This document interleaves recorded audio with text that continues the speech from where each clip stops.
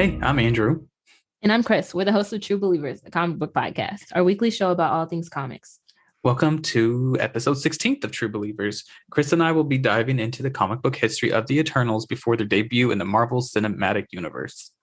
Okay, so Andrew, in preparation for this episode, you read every issue of the Eternals while I did the most bare minimum research possible. How did that go for you? Did you like the Eternals? Listen. So for like the first, okay, I didn't read the 1985 version by Peter B. Gills and Buscema. Sal Buscema. I didn't read those ones because I straight up did not enjoy it. But it was created in I think 1965. Sorry, it was created in 1975, written and drawn by Jack Kirby. And I'm gonna be honest with you, I didn't like that one either. It was not great. But whenever it started off with the hero factor, that was my favorite one. But then, well, I didn't write it down, but Neil Gaiman, he actually ended up kind of like recreating the whole thing, and that story was actually pretty good, even though it was kind of questionable Oh, with in some the of the lines. 2006 run of the Eternals, the Yes, seven issue. yeah, he kind of just completely changed everything that happened prior to it, even like some of the characters' powers, kind of. Oh, not So him retconning the entire thing. the Period. entire thing, yeah. So it really kind of depends. The Gaiman one was easily the best one. So yeah, that's kind of where we're at. The Neil Gaiman one was really good. It told a better story than all the other ones. It's just the fact that he changed their powers and he kind of changed the characters themselves, which I didn't like. But other than that, I mean, it was good. Other than all the things I said. So Um, okay, so Andrew, are you ready to teach our audience about the Eternals? The movie is actually going to come out the Friday after we release this episode. So, yeah. yes, I am now an expert about the Eternals. I know everything there is to know. So if you have questions, just ask me Period. At him at True Believers Pod on Twitter. If you on the at True Believers Twitter. Pod, please do not expect me to answer. So when did I say 1975 was when it was created by Jack Period. Kirby, because he created just about a million things that had become a thing in recent years. Like, haven't you noticed that though? They took a bunch of older comic books, now they're putting them in the MCU and making them a lot more popular, like Guardians of the Galaxy. I have a theory on why that is. And I don't know if I would get canceled for it. I don't know if this is a controversial opinion, but you know how DC Comics will consistently be going back and forth with the families of Siegel and Schuster, the creators of Superman. Mm-hmm, mm-hmm. I feel like this is one of those situations. Like, I feel like they're going back and getting older properties that there's nobody to really fight for the rights to, or to people That who makes they've sense. already compensated enough, Air you know? quotes, yeah. Compensated enough, air quotes. Yeah. Yeah. But Um, I feel like that's why they keep reaching further and further back. it Also, makes I feel sense. like the heroes who aren't really in the zeitgeist, like I feel like that's where I don't want to say that the DCU is any less valid than the DCEU or whatever is any less valid than the MCU, because I really enjoy the way that they continuously make, like, they just be doing stuff, and I think that's funny. Mhm. I But I feel agree. like because all of the heroes, like, they're DC Trinity, they're the most popular superheroes in the world. Everybody, regardless of what their level of comic book knowledge is, they have an opinion about Superman. They have an opinion about Batman. They have an opinion about Wonder Woman. You know what I'm saying? And the Even if Joker people, just and there are people who walk around innocent university campuses wearing Joker masks. ex- Every single day of class, they wear a different Joker mask, which is a red flag. but no, that Um, that does make sense because these older ones, because they're even doing like like the Shang-Chi. Inhumans now, and Shang-Chi was one. Yeah. Wait, they're doing the Inhumans? Who told them to do that? Yeah, they're doing that as part of their like phase 4 or 5 or 7 or 8, whatever they're fucking on. I don't know. This is why I told you people that they needed to be stopped in phase two. They should have done, and they're doing Galactus now. Galactus has never been in it. The Actually, World don't quote me Eater? on that one. I'm pretty sure, but I don't remember. Galactus has never been in what? Well, finish your thought. Oh, he's never been in like a live action movie, is what I was gonna say. Wasn't he in Fantastic Four? No, they just put the Silver Surfer, and they kind of like hinted to, kind of like they did with Steppenwolf and the DC movie. Oh, You where they were know, like, oh, Darkseid might be coming, but he yeah, didn't. they it was kind of that exact same thing. If I remember correctly, it's been like 12 years since the movie came out or some shit. I don't know. It's been a minute, since I've seen it. But I'm Okay, pretty sure cancel it was me. just the I still Silver haven't Surfer. watched Zack Snyder's Justice League. So I don't know if they actually did more than hint. Mm-mm. They didn't. They hinted at Darkseid coming. Never happened because I watched that one too. It's so long, but it was a lot better. It was just so long. My What was mom it, like won't watch it 4 with hours? me, and I wasn't watching that by myself. Yeah, no, you had to like plan out your evening for that one. I'm gonna make Georgie and Tom watch it with me and Francesco. No, it's actually really good. You would actually enjoy it. I think it's just again, you better get a lot of popcorn and a lot of sodas or something. That's a weekend. That's a weekend because there's no way I could sit down feasibly for 6 hours and watch one thing. Oh no, my God. It's good though. Okay, but anyways, back to the topic at hand, which is not the Eternals. That it is the Eternals. So, okay, so one thing whenever you start reading this, we could talk about the characters first, but I want to say something about like what the Eternals are and everything. So, what the Eternals are is basically the gods, air quote, gods come down to Earth and they start experimenting on apes a million years ago, which is how evolution happened and whatever. So they create like 3 branches, which one is like the deviants, which are just everything that could be wrong with something, but still be kind of humanoid. That's what a deviant is. They're ugly, they're ugly. That's it. They're just monsters. And it's literally like everything that could be wrong with something. That's what a deviant is. And they are called Homo descendus, which is kind of, that should kind of tell you. They're, so but then they also create humans, which y'all know what humans are, so I'm not even going to explain that part. But then they create Eternals, which is like everything that's right with humanity. Because humanity is kind of the middle ground of like the deviants and the Eternals, So then the Eternals are everything right. When you say the gods, do you mean like the Celestials? Yes, in Marvel Comics? Okay. Yeah, it's the Celestials are like gods, but worse. But worse because they're just kind of assholes that float around inspecting, creating on every planet. Like the deviant thing, I know definitely happened because they were like, what would this do? And then they were like, well, that's y'all's problem now. Y'all need to protect this world from the deviants that we just created. Yeah. Mm-hmm. This could be our job, but it's not. So the Eternals are, first of all, and like the Jack Kirby or anything pre-Neil Gaiman there's like hundreds and thousands of Eternals. There's not only like 12 or whatever, however many, 10 in the movie, I don't know. But there's like hundreds and thousands of them. And they all have the same powers. Like they're all the exact same thing because they can all fly, shoot laser beams, they're fast and things.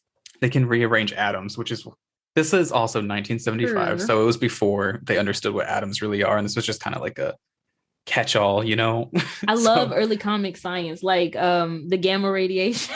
Yes. like Dr. Bruce Banner, everything was radioactive. I don't Spider-Man like what Jason Douglas was saying.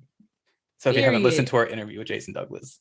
Yes. And also, what was I going to say about Jason? Oh, his comic book Parallel, all the physical copies are sold out. So go Jason. Go Jason. So they can just rearrange atoms, air quotes, that's how they advance their minds so much because they can't die. They're immortal. They live forever. So they advance their minds so much over the years, which is how they can rearrange atoms, which is how they can fly and how they can do magic, quotes. But it's just quotes again, science of them rearranging atoms. So that's one thing that they changed in the Neil Gaiman run. He gives all of them each individual powers, which I didn't like because as it is, these characters spent millions or a million years honing particular skills, like Cersei can do magic because she spends a million years learning how to rearrange atoms to do magic, to shapeshift and whatever, So Neil Gaiman just gives them all each individual powers, which I didn't like. That was one thing I didn't like. But there we go. That's what I wanted to say. It took me a long time. No, actually, I think it's cooler for them to all like in the movie Hancock, Will Smith and Charlize Theron they can do the exact same thing, but she's a little bit better at. I would have liked to see like varying degrees of different powers, or like the same powers, and then maybe they all have an individual thing that they're a bit better at. I just think that would be more interesting. That's exactly how it was with anything pre-Gaiman. Like they would all had the same powers. They were just better at certain things than others because they spent a million years honing that one skill. Period. And that was so much more interesting. So we're not going to talk about the 100,000 Eternals that existed pre-Neil Gaiman. We're just going to talk about the ones that are going to be in the movie. So you kind of have a background on where we have no idea because these comic books are very okay. I don't understand. In a very much an Iron Man, Guardians of the Galaxy. What else did I say? I was surprised they were making into a movie. Whoa, I just blinked on everything. Because I talk a lot of shit. And Humans. That's something they shouldn't make into a movie, period. There's nothing else I could think of that I was genuinely surprised to hear was going to be a movie. All the DC stuff, I was expecting that. I manifested that. Nobody wanted to see an Aquaman movie more than me. I was honestly surprised that they were doing an Eternals movie too, because I was like, what the fuck is an Eternal? Well, I knew that they were a thing, but I knew vaguely of them. I knew that they were, this is gonna sound bad, but I knew they were super old and they had seen humanity through a billion crises and did not help. They said, listen, if it ain't got nothing to do with them deviants, it ain't got nothing to do with the Eternals. And low-key, I can respect that because I think the X-Men help a little bit too much. The Avengers being everybody's business, but where are they when the mutants need help? They're mutant phobic as hell. Anyway, so that was the sum of all of my Eternals knowledge. Now I know everything about the Eternals. Everything that you could know about them, I know it. I got you. You're an Eternals expert. Period. So I'm going to talk about the two characters. My personal favorite Eternal, chrs, played by Richard Madden, because I deserve it.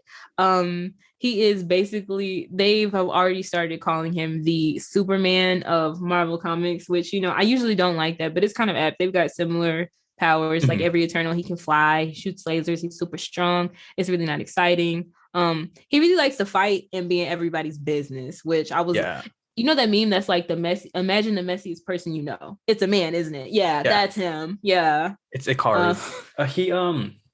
He that stays consistent ever since 1975. He just wants to be in your business all the time. He's such a hero complex. That's all it is. This man has a god complex. And I love Richard Madden. So from Game of Thrones, like I was the OG Robb Stark stan from episode 1. So when I heard he was going to be in Marvel, I said I wasn't going to be watching any more MCU movies because I don't like that they do make the same movie over and over again. But I'm ready to watch the same movie again. Oh my God. Okay, side note real quick. You know how I always say that I hate how they do flashbacks in every Marvel movie ever? Yeah, in every movie ever. Yeah, they have a million fucking years of flashbacks in this movie. Oh my God. I just instantly became not excited for this movie. Hopefully all of the flashbacks just happen at the beginning. Like hopefully they show everything that happens and then they're like, present day. Because I hate that shit. But anyways, that was my side comment. The only way I like that is when it's like a romantic flashback. Like when you see somebody, when they see each other across the hallway and then it's like back to 10 years ago and it's like montage of us being in love and back to that moment. That's the only way I really respect that anymore because I'm tired of flashbacks too. Same. Or if you flash back and the people are fine, like in Black Panther where they did the flashback to Njobu and King T'Chaka, I was like well, there's always an exception for fine people, period. Exactly. Sure. So Icarus's love interest is a human woman named Margot Damien. She dies when a deviant captures her to turn her into a deviant. But that was pre-gaming, like, so it was just a thing. Also, he became so like in the first or second issue, like Jack Kirby, he's pretending to be this guy named Ike Harris, or really that's just his human facade. And he was pretending to be oh no, you said it right. I'm sorry. Ike Harris. I'm sorry. Yeah, Ike Harris. It's not subtle. It pretty much, he didn't put a lot of thought it sounded exactly like Icarus, and I was like, you said the same thing, but you didn't. That's just their unsubtleties. His Ike Harris. Okay, so Ike Harris. they're doing they go into a he's in disguise, right? And so him, Dr. Daniel Damien, and Margot, they're exploring an ancient Incan temple. They discover a big ass room, and the room is for the Celestials or the gods or whatever to come down and judge humanity. Like they're supposed to do this every 10,000 or so years. I don't know if they just skip past slavery or what, but yeah, I think So Icarus summons Ajak, and Ajak is being played by Salma Hayek in the movie, but Ajak is it's a big ass hefty dude in the comics. Yeah. And basically Ajak's whole thing is to prepare the landing site for when the guys land. And so Ajak and Dr. Damien have to stay inside the temple because a magic force field appears and nobody can get out. And that's kind of where they start off the Eternals. It's like they literally start out explaining everything that Andrew told you, that the Eternals, the Deviants, the Celestials, and it just, that's how we learn about everything. Also, fun fact about Icarus, he had a son named Icarus, and he was given a winged harness. Oh my god, yeah, because his son Icarus was the son of Icarus and Margot, the human. So it was only half feet. He's a little half. Half eternal. Half eternal, half human. So yeah, they gave him a winged harness. Because he couldn't fly. And just like the Icarus of Greek mythology, he flew too close to the sun and he just died. That one is so funny because yeah, that one, it was just like a throwaway line that they say, like, fucking Icarus has like a mental breakdown, and I was like, oh my god. And it never comes up ever again.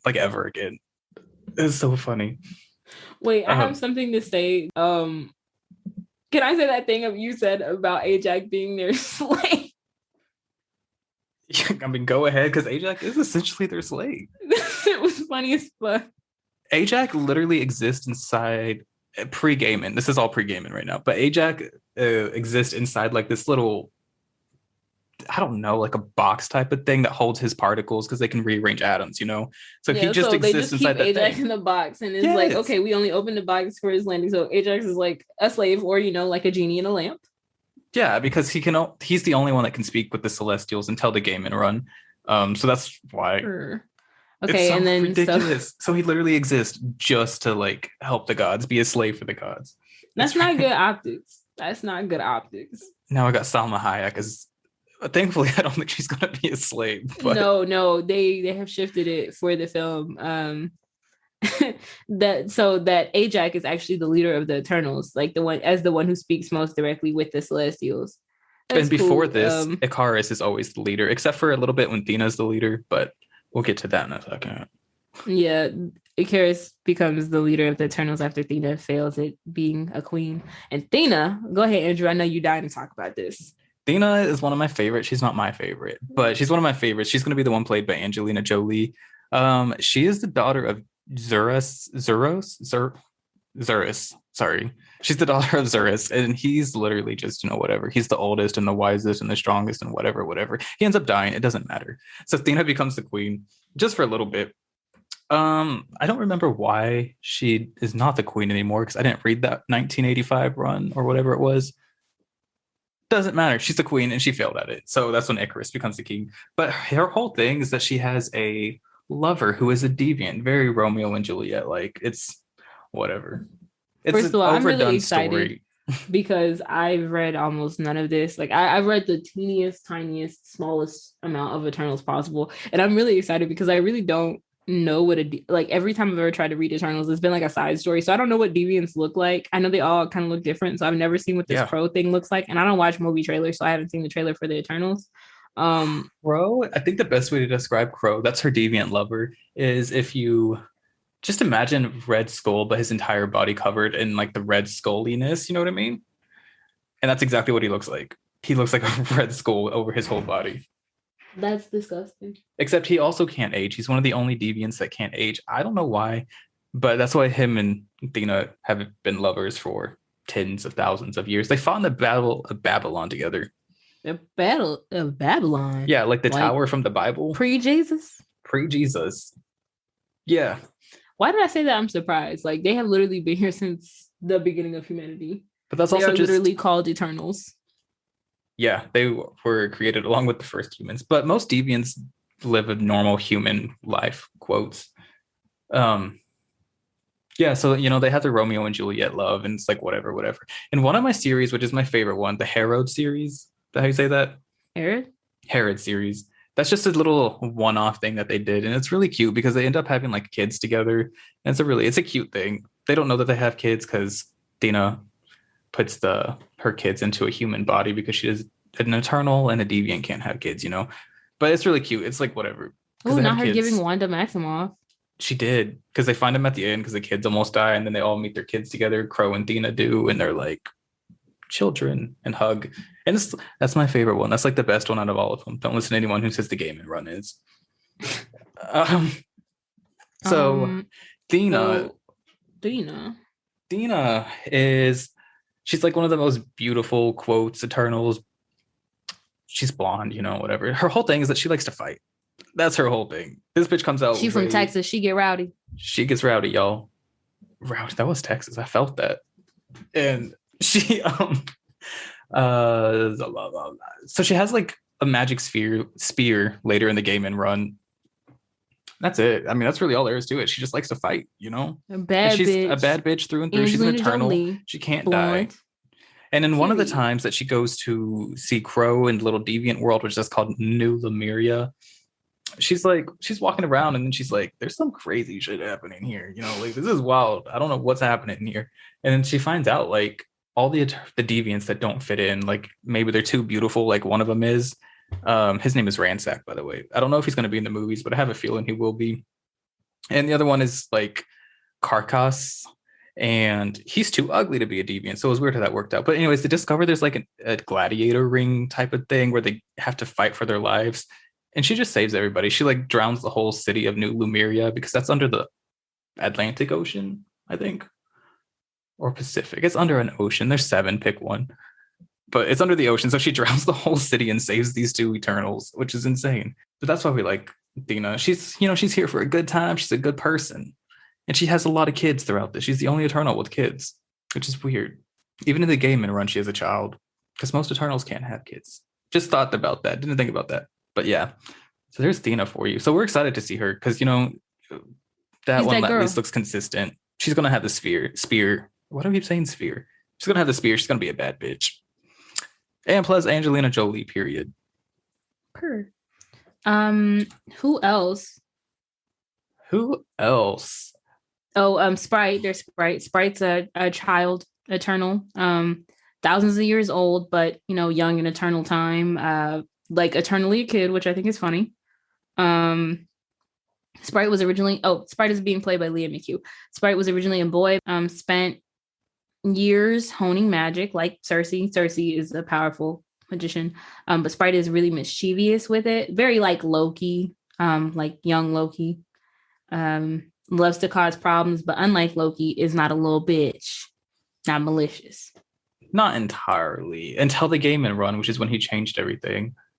Because what happens in the game and run, and I feel like this is more so what this movie's going to be about, is that Sprite did not, I mean, he found a sleeping Eternal that was punished in his sleep on Earth. So he channels that Eternal's power to make all the other Eternals forget who they are. And it's insane. So that way he can, all this, because once Gaiman came to, I'm pretty sure Eternals can age. It's never said that they can't, but I'm pretty sure they can. Because they kept always referencing that Sprite's the youngest. And then how do you have an oldest and the youngest? You know what I mean? Like Zurus is the I just oldest. assumed it was because they weren't made all at the same time. But like most of them can't have kids. So that's really interesting. But there also used to be like 100,000 of them. So like they had settlements and shit. Oh. Dina had kids. So I'm like, whatever. Zurus had kids. So I'm like, you know, how? But anyway, so he gets really mad in the game and run. And then he's like, since I can't age forever, I will never know what it's like to be an adult. So instead, I'm going to make everybody forget who they are and they all think that they're humans. It's like, where did you come up with this plan? It honestly sounds like something Loki would come up with because it's foolish. It is completely foolish. Because what if we are needed to fulfill our actual purpose here, which is fighting the deviants? Wow, look how unfun that's going to be when you have to fight them all yourself as the only Eternal. Well, he also turns himself into an actual human child. So that way he can age. And then his plan is to like go back to being Eternal kind of whenever he's 18. So that way he's an adult. Isn't that the stupidest fucking plan? The thing is, if you were going to do that, why don't you do that? Why are you mad at everybody else? You know, yeah, Sprite's a questionable character. And I guess in this movie, he's definitely just going to be an Eternal child because I saw an article about this. It's a girl, she. Oh, right. It's a girl. See, they changed so much in this movie. I don't know why. I feel like they were like, we're going to change the races. We're going to change the genders. We are changing things. Because I feel like they understood that a movie about immortal white people was not going to sell any tickets. We were not watching that. Good point. I mean, it shouldn't really sell tickets. Well, listen, it depends on how many of them there were. Because they kept it to like, if it was just immortal white people and they kept it to like Angelina Jolie and Richard Madden, that's a different story. But even then, like pre-Gaiman Eternals, there was like Eternals of multiple colors. It was just until like speaking Gaiman. Of them, Kingo was being played by Kumail Nanjiani, which is really interesting to me because in the comics, he's from the Eternal Settlement that overlooks Hokkaido in Japan. In the modern day, he's like a really famous action film star in Japan and like other places too. Right. When I tell you he is popping, booked and busy. Here's the thing though, he likes to play samurai characters because he is a samurai. So I just assumed he was going to be like Hokkaido Japanese. So when they cast Kumail, I was really interested in that, but not enough to say anything other than like right now. Yeah. That's like the one side story that I read. Yeah. I know. He's just kind of a throwaway character too. They only bring him up like 2 times. That's why I didn't. But you know what though? Kumail, he did that. Like he is looking good. I've never, not that I think he's ugly or anything, but I've never like fully seen it for him. Never been like, oh, Kumail. But you know, he has a wife. Looking right. Huh? He's got a wife. So does Kit Harington. What that mean to me? Yeah, we'll talk about him in a second. But so because I have already talked a lot, let's go to Circe real quick. So that way we can. That's your girl. That's my girl. She's my favorite, by far my favorite in all the Eternals consistently because she stays that girl 100%. She's played by Gemma Chan. Sure.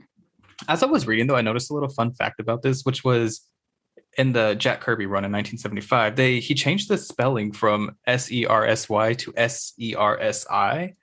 And I don't know why, but I just kind of noticed it. So I was like, I got to write it down. That's like a weird thing. It's fun, though. It looks better like that. Yeah, that's what I thought, too. Because I remember I would see it on the poster, like Circe, and I was like, okay. But then I was reading the first 3 issues, and I was like, SERSY? Who's that? But Circe is the Circe from Legend. She just, changes her name, or she actually just tells them it's S or CIRCE, which I think is fucking hilarious. But so Circe's whole little business is that she spends her thousands or millions of years to hone her rearranging atoms into magic. So she can shapeshift, she can teleport, and the pre-gaming, she has a magic mirror that she can talk to people with. Like, this bitch is a badass, right? Like, straight up. She even trained with Merlin back in the day. I might just be making it's funny that you would mention Merlin because of the other character that I looked up. You mind if I cut in? Sure. Okay. So I'm going back to Circe and Merlin.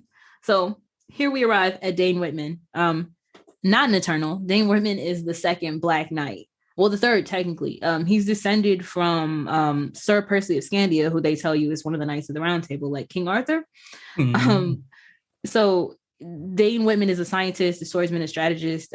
He's the villain of the original villain Black Knight, Nathan Garrett, who was in his dying moments. He realized, all I've done is put pain and misery out into the world. So he calls his nephew and he's like, listen, you need to take my science, take everything that I've done and work it into something good. So he bequeaths to him their family ancestral home, Garrett Castle. Yeah, he bequeathed it. So he goes to Garrett Castle and he finds all of his Black Knight stuff. And he's like, you know what? I'm going to become the Black Knight now, but I'm going to make it good. So he infiltrates all of his, evil, various villainous organizations, starts taking them down from the inside, and even starts working with the Avengers. Are you wondering where Merlin comes into this? A little bit. Okay, so among the items in the castle is the ebony blade of Sir Percy of Scandia, which is it's like an ancient relic, and they said that it could only be wielded by the pure of heart. So when Nathan Garrett tried to wield it, it would not emerge for him. It didn't work. When Dane Whitman puts his hand on this sword, when I tell you, boom, it's ready to go. It should. Good for her. Here is where Merlin comes in. That ebony blade did not do what it was prescribed. It did not do that. It didn't matter if you were pure of heart. It's like that New York scene where it's like, I wanted to see if I could twist her mind. Just basically, it like leeches on the people who are vulnerable and jacks their anger all the way up to 47 billion because Merlin is evil. Mic drop. Merlin is evil. Oh, we know that from reading everything. Fuck period. Merlin. When we were reading Future State, Justice League Dark, Merlin was just evil. Also that evil. Was so funny. And he's evil in like the Doctor Strange too. Like, man's evil. I mean, I just think it's not fair. They out here slandering Merlin. All he ever did was train King Arthur. Like, damn. Why do they do this in both comics? Like, let this man do his magic and move on. Disney would never do this to us. Oh, but that's also Kit Harington plays Black Knight. That's who that is going to be. Yeah. So do you think he's going to be evil in the movie? No, because Dane Whitman isn't evil. You said it like releases his anger up to 10, and that seems like something Marvel would do. No, actually, Dane Whitman, he keeps control of his ebony blade. But eventually it does start wearing on his like body. He gets turned to stone. Okay, as you do, sometimes. As one does. But he was Cersei's lover for a while, wasn't he? I don't know if you would call them that. That might have been a strictly knocking the boots type situation. It wasn't a very long thing from what She has a lot of lovers from what I gather. That woman likes to have sex. Yeah, she's just out here fucking and trucking, I guess. I don't know where I was going with that. Please delete that. I hate that. That's staying. She's fucking and trucking. Someday, I want you to know that's going on the merch. That's fine. That's perfect. I'm putting that on water bottles and nothing else. But even in like the Kirby run, like she lives in New York. This woman, she has spent all her life partying and drinking and having a good old time. She can make a party appear like that. I can't snap, but pretend I snapped. Like that. So that's what she does. That's what she spends her million years doing. It's amazing, right? So as she's sitting in the high rise of her apartment, some guy jumps off the building to try to kill himself, and she saves him. And then she starts fucking this man. So for the Jack Kirby run, he's kind of her little knocking boots buddy. I don't like that you said that. But I really liked how much Cersei, from, what little I've read, how much Cersei genuinely loves humanity. Like, I feel like the Eternals, the rest of them see what they're supposed to do there as like a chore, or like, that's what we do. But she's like, oh my God, these people are awesome. Yeah, Cersei loves to live with people and have a good, or humans, and have a good time with them. While the others sit in like Mount Olympia.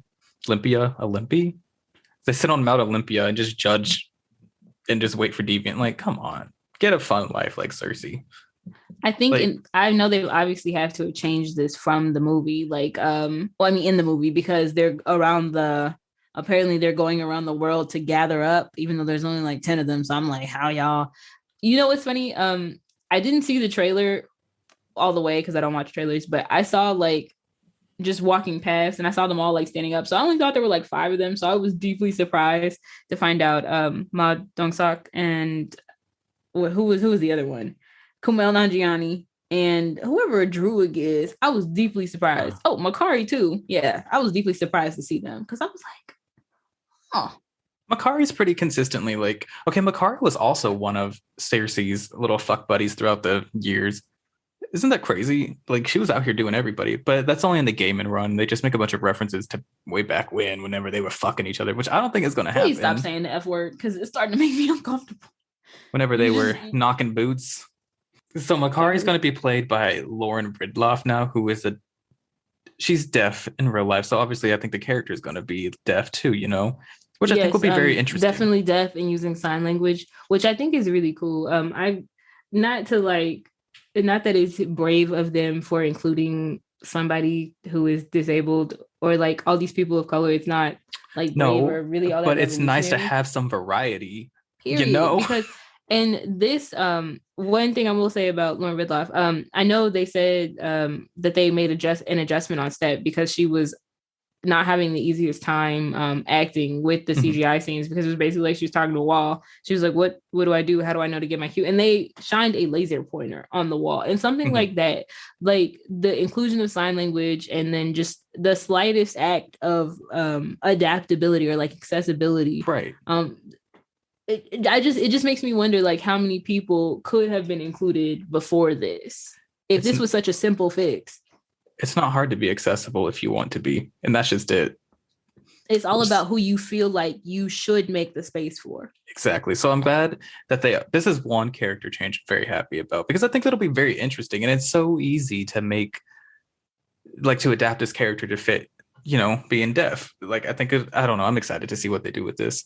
Because Makari's whole thing is he in the comics, but she in the movies, she just likes to go fast, and that's his whole thing. That's the whole thing. Makari just wants to move fast. That's it. That's his whole business. And Makari is the same as the god Mercury, the Roman one, right? So that's yeah. So a lot of these were based off of different mythologies, and then in the comic books, the mythologies are based off of them because they've been around since the dawn of time. Yeah, like Athena is related to the Greek god Athena. With Makari, what Greek god is that? That's Mercury is Hermes, right? So the wings so. on the feet, or as they say in the fashion world, Hermes. That's a joke. They don't say that. It's a different thing. They make the Birkins. They make the Birkins. I sound like somebody's country cousin. I don't know. And then we have, which one of us really wants to talk about fastest the most? Because Brian Tyree Henry, he did this. I didn't even see it, and he did that. Fastos is how I thought. That's how I read it. I don't know. Is it fastest? I don't know. It's Brian Tyree Henry, so it doesn't really matter because he's fine as shit. But period. That's that was the question. That was the assignment. That was the answer. That was the completed assignment. He wasn't even really a character pre-gaming. So this one was kind of like, it took me a long time to figure out who this was, but his whole thing, and then he just likes to build technology and whatever. That's what he does. He has a hammer, kind of like Thor. He was the god Hephaestus and stuff. Yeah. That's his whole thing. He's like super smart. He loves technology, and which is weird because these Eternals can do magic, so it's like, why do they need technology? But they are so loaded with advanced technology. It's insane. Like so robotic and weird. I think part of that is like when you have thousands and thousands of years unencumbered by what is the word for lack of progress, or the stifled progress of humanity, like with the burning of like famous libraries, slavery. Yeah, where were y'all? Back to that. Where were y'all? They said that's not their business. And it could have been. It really could have been, but that's not the point, Because they have all the knowledge they need. Because they are adhering to what they're supposed to do. They're understanding their assignment as Eternals. Where were the Celestials? In space, being nosy on a different planet somewhere. That's the only thing y'all. So that's what y'all gonna do. Okay. But the thing about Fast is he's going to be gay in the movies. So here we go. Representation again, Period. We love to see it. Again, it's nice having some variety. But, it's also Marvel. So I don't know how much we can trust their gay characters. Unfortunately. Now, this is going to be an exclusively gay moment. Another one? Another exclusively gay moment from Marvel. And see, I want to root for him. But I feel like it's going to be shit because it's Marvel again. They don't do things right. And that's just that. That is they just have all their exclusive. If you ever want to know about their exclusively gay moments, you have to go back and watch our review of the Loki show. It'll make sense. If you're gang, you'll understand. I know y'all think we're funny. If you gang. And then we talked about Ajax, right? Okay, so when Andrew described Ajax to me initially, Andrew was like, they have some kind of slave who is like a genie in a bottle. And I was like, what? And so apparently, I wouldn't call Ajax a slave, but more like... I would. Pre-Gaiman, that's one thing Gaiman changed for the better, In the movies, Ajax is played by Salma Hayek. First of all, in the movies, that was my rewind, yes. Ajax is played by the beautiful, legendary, talented Salma Hayek, who I know is going to eat this. First of all, Salma Hayek is a whole legend, producing, acting, getting in her bag. And she's what's the really OG cute, city though? girl. I see like her kids and Angelina's kids all keep getting along like on set and whatever because they're about the same age. Angelina and Salma are about the same age, which I think is just kind of cute. That doesn't really pertain to anything. And she calls her my Angie. Oh, that was so sweet. I know. I loved it. I love their relationship they have with each other. I think that's sweet that they were able to really, all of the cast, they seem to really like each other. They seem very bonded together. I think that's which cool just makes it more exciting for the movie because if you have what is the word in real life? An ensemble and great chemistry, like a great. If you have good chemistry out of the movie, then the movie and the chemistry is going to be great. That's just that's just how it works. You can be a great actor, but if you don't have good symmetry, I don't want to be unfair because I don't want to name this superhero team by name. But there is another superhero team from one of the big two comic book movies, and they don't seem like they like each other in real life, and it translates very awkwardly to screen. And it's not the Justice League. That's all we're gonna say. But I feel like that's gonna make it way easier for them to, if they want to make a couple of Eternals movies, or if they want to have the Eternals and different stuff. I think it's cool when you can show them working together. Back on Ajax though. Okay, so Ajax is basically like a genie in a bottle. When it's time for the gods to the Celestials or whatever to arrive and judge humanity as they do every 10,000 years without helping anybody or doing anything of use. Ajax is there to prepare the landing, and Ajax communicates directly with the Celestials, and that's why Salma Hayek as Ajax is going to be the leader of the Eternals in the movies, which I was like, period. Period. It's going to be exciting. I like that they changed this one up a lot because, you know, being the Incan slave is just not the vibe it used to be or ever was. It was more like, I don't want to say Incan slave, but it was more like maybe perhaps so inappropriate Incan computer program. Not the inappropriate Incan computer program. That's the best way to describe it. All right, so there's two more that we're going to go over quickly before we talk about the Gaiman run, because that's what the movie's mostly going to be about. I think, or things from what Andrew run has seen in the trailer. So we'll go over that quick. So then there's Druig. Druig wasn't really even a big character until the Gaiman run. Druig's whole thing. Oh, okay. So he's either played by Barry Keoghan or Barry Keoghan. I'm not really sure how to say your name. I'm so sorry. But he's not really even a big character. He gets killed off in like the Jack Kirby run, I think. It's one of the early ones. It doesn't really matter. He gets killed off, and then in this one, though, after the Gaiman run, because Sprite brings everybody back to life, just turn him into humans, because he's kind of a dick like that. Why would you do that? Whatever. This man is nothing but a schemer. He's a liar. That's his whole business. That's it. And then he gets the power that he could detect your weakness. So he can look at you and he can tell you everything wrong with you and you're going to be in tears, and then he can take over your mind kind of and make you shoot yourself. It's insane. That's what I read in the Gaiman run. That was cool. Love that.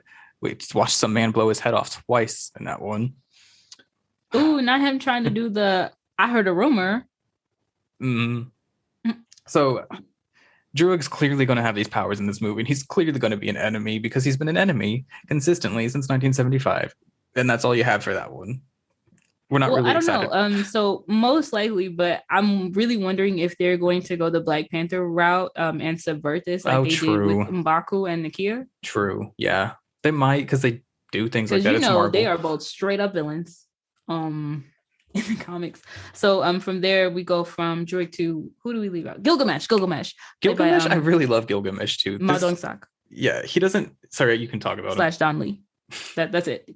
We love Gilgamesh here. Gilgamesh's whole business is he gets exiled for caring too much to help humanity. So it's like Icarus, but times 10, I guess. I don't really know why he gets fucking First exiled. of all, he's like Cersei and Icarus, because Cersei likes humans but won't help them, and Icarus wants to be everybody's business, but he doesn't. Oh, I mean, he also doesn't believe in the Eternals' power structure or their rules or anything. So he's like, fuck you guys. Like, I'm going to do what I want. I'm stronger than all of y'all, because he is. He just out here. He kills Makari at one point, like straight up bashes his head in, and you can't kill an Eternal up till that point. So it was like, holy shit. You know, because to destroy an Eternal, at least pre-Gaiman, is that you have to completely destroy their atoms. I'm sorry, post-Gaiman. Post-Gaiman, you have to completely destroy their atoms, like to a T, like incinerate them completely. But then somehow they also have like a machine that just brings them back to life anyway. So it's like, even if you do kill them, they're not dead. Whatever. So that's what Gilgamesh's whole thing is. He's just super strong, and he gets exiled for not wanting to conform to rules, which I respect, because you've been alive for 1,000,000 years. Why would you want to, right? First of all, I'm not following no rules. Don't tell me what to do. I don't know you like that. And if you exile me, we still got to stay on the same planet. So I'm still going to do what I want. He still did what he wants. Like, nothing's going to stop him. I can't be around y'all. What hardship is that? Because I don't like y'all. So. All right. So pre-Gaiman, everybody's born with the same powers, and they just kind of hone their skills into a certain kind, or hone their powers into one certain skill. Post-Gaiman, they were just kind of born with that one skill. Why would you do that, right? Why would you want to be born with one skill and that's all you have? Oh, and it takes place during Civil War, doesn't it? That's important because of what's going on around that. Like the Eternals kind of hadn't been in the in Marvel for like 10 years at that point, 10ish. Yeah, something like that was 2006. Since like the early 90s to 2006. Yeah, something like that. Post or late, I think it was 99. But either way, that's almost 10ish years. All that really happens, like I already said, Sprite is just mad that he's internally a child, which before that, I'm pretty positive this kid could have aged. He just ages slower because they live forever. You know what I mean? And this is where he makes them all forget who they are. And So Yeah. now everybody's just out living their regular human life. And you think that's where they're going to pick up in the movie? I don't think it's going to be necessarily that, but I do think it's going to be that they're only born with one power, which is kind of ridiculous in my opinion. Like, why would you take something as badass as everybody could do everything and then just turn it to like, okay, you only got one thing. Good luck. Good, go for it. Figure it Athena out. can barely even fly. Like, she has trouble flying and like post game. Like, isn't that ridiculous? So I He don't wanted even to make know. Hancock so bad.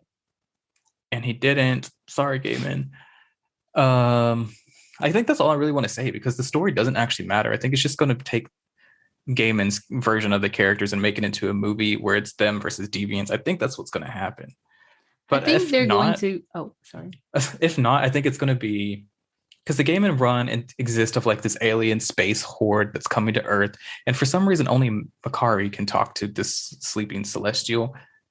It doesn't really explain That would be why. really interesting just because Makari is being played by a deaf actress. So I'm curious. See, that could be like, is it going to be mentally, or if they go that route? What I'm really interested in is I wonder if the jobs and like the lives that they have as humans is going to correspond from the comics to the movie, because Icarus, he's Icarus again. Thena works for Stark Industries, right? Yeah, Makari is studying medicine. Cersei is Makari's. They changed their names a little bit, so Makari is now Mark Curry. Yeah, like I hate that. Mark I absolutely Curry. hate that. And he's just a med student. Cersei's planning. She's a party planner. Sprite is one of those weird child actors. And like has a show called It's So Sprite, and I feel like I don't know if that was pre or post That's So Raven, but if that was of the That's So Raven era, I feel like that was the inspiration for that. Maybe. And obviously I'm really hoping they're gonna go that route because Kumail looks so handsome. I'm excited to see him in this role as Kingo. I'm sorry, yeah. I'm excited to see him as Kingo. So I'm hoping that they're gonna be like, yes, I am a beautiful action star. Actually, I don't think Kingo is even. I don't really remember Kingo at all post Gaiman, so I don't know what they would do with him. I think they should just Still go with Japanese, that since he's like a side. Well, obviously like not Japanese, but no, that would be interesting. Druig was also like an evil, not necessarily Russian prime minister, but it was like a country in Russia. It was a weird thing. It was like this tiny little country that I can't think of the name of. You mean a country that's supposed to be Russia? Because no, it's like right next to Russia. And they have like a stereotypical Russian accents and like everything in the comics. It's like what does it say? Russian accent? It has like typical Russian, like you know how in Russia there's an O with a line through it? It has that for every O, and then it has the like slashy O. Yeah. It has like not Gaiman being racist to Russians. Yeah, and then they're all drinking vodka and whatever. It's like, okay. Dang, but, what's next? So I hope they do not go that route with it. I don't want to see an even air quotes Russian prime minister. I can't think of the name of the country. It's right next to Russia. It's a small country. All I can think of is Kazakhstan. But I just met this girl who was like joining the army, and she was like, "Yeah, I speak Russian, so I'm going to join the army." And I was like, "How do those two things?" Yeah, I don't know. I don't know either. I haven't figured that out in all these years. But I'm hoping that they go the evil politician route, because that would be funny. They're all just living regular lives. Sprite is super famous. So is Kingo. And then Zurus is alive again. And he's just a drunk, alcoholic, homeless man. Like, he punished the shit out of Zurus for no reason. Zurus had died in the Jack Kirby run. He gets destroyed by some other mythical monster. The fact that he was bringing people back to life for this foolishness. That's what... Yeah, because now they have a machine that, like, if you die, that your consciousness or whatever just goes to this machine and you're reborn. It's like, oh, like what the mutants are doing on Krakoa. Yeah, exactly like that. Kind of more like celestial looking, but yeah, exactly like that. It's odd. So basically, Charles Xavier has never been original in his life. Unsurprised and unshocked. But there is, it's called Eternal Thanos Rises, and this was written in 2021. Like the year that we're in now? Yeah. So I don't really know where this one came from, but basically what happens in this one is like, I just kind of glimpsed through this one, if I'm being honest, because I was not enjoying it. But basically what happens is like the gods which are the Celestials and Eternals and whatever, they're arguing if Eternals can have babies, even though everything prior to this, they could have babies, whatever. So They decide to experiment it, and so two Eternals went to space, and they do the little nasty. They make little babies, and that baby is Thanos. What? Yeah. I They beg gave your birth to pardon. Thanos, and then Thanos ends up killing him when he grows up because No, that's no, a no, no. Thanos Which thing. Eternals? Which Eternals? Because we need to know who to blame for everything. I don't know their name. They were two randoms. They're nothing important. Nasty. Yeah, so I feel like that's somehow going to be in the fucking movie, but they wrote it in 2021, so I was like, I don't know where this one came from. I don't know why we decided to write, because they have deviant genes in them as well. Doesn't even make that much sense. Yeah, but I feel like that's going to pertain to the movie somehow. And they also do have another Eternal series out that is, I think that just started this month. Well, no, and it started in October. Sorry, but it's by Ralph Macchio, not the one from the Korean, but the Ralph Macchio who works in comics. So I think maybe they might have that coming out to correlate with some of the movie. Obviously they haven't really had a lot of Eternal stuff going on, so I think they're going to continue that trend of changing things just a little bit to match up with their comics. Maybe. I didn't read this one, so I don't know. I didn't even start it. It just started coming out, so I don't know. I can't say that for certain, but I feel like since there hasn't been a consistent Eternals run out since 2009, 8?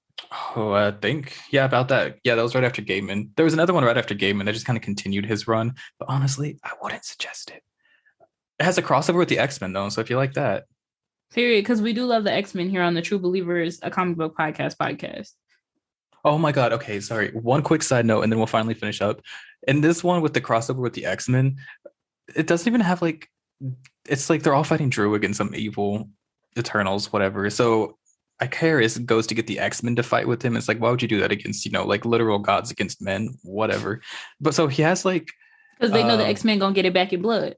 Actually, what he says is because the X-Men are a good fighting team. And I was like, period. They are. They know how to fight as a team. Yeah. Say what you want about every other team in Marvel Comics, but the X-Men, they got the teamwork on lock and they will drag anyone. They do, which is exactly what Angel does. That's exactly what I was getting to. Because Angel's, it's not even the strongest X-Men. It's fucking... Which Angel? Salvador or Warren Worthington? Warren. It was Warren. Period. Okay. Warren. So they have Warren, they have Wolverine, Scott, and somebody else, Beast. Not even the strongest X-Men.